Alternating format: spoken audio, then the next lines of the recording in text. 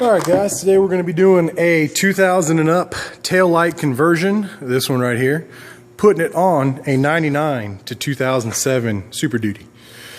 Tail lights look a lot better. You can get them on eBay for a decent price, but if you're going to do the tailgate and the bumper, you might as well do the tail lights. Slight modification required. We're going to have to relocate the reverse lights because, as you can see on your current ones, they're on the bottom and the cord's not long enough to reach to the top where they're going to be relocated to. So got to buy a couple of parts, nothing expensive. First one here, these popcorn bulb harnesses. They're for license plate bulbs.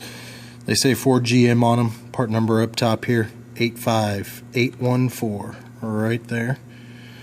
Two of those are $3 each.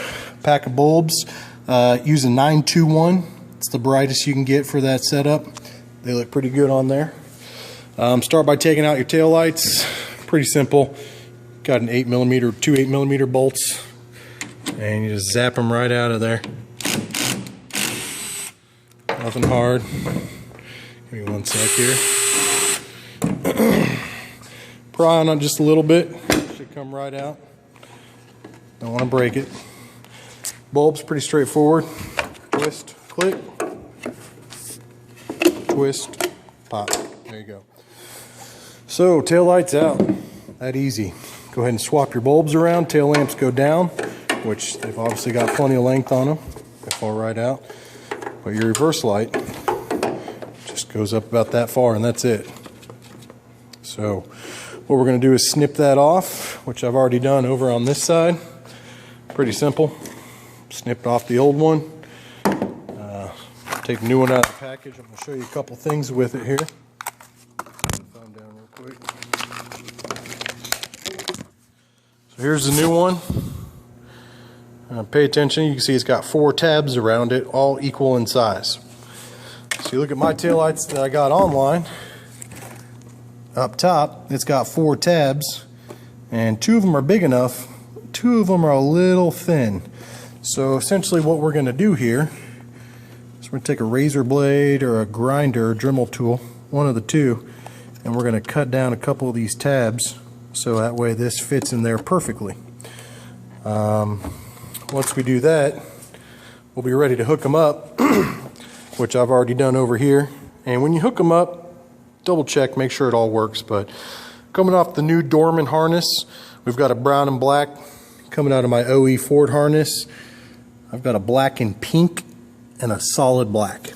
So obviously hook solid black to solid black. Black and pink I hooked to brown.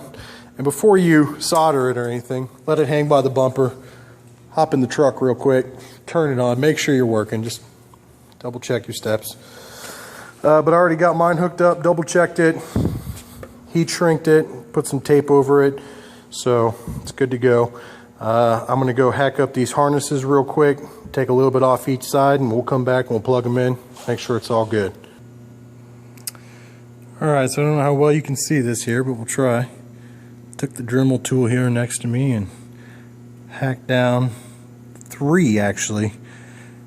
Just took a little bit off each side. 3 of the prongs. So let's see if they fit and make sure we're good.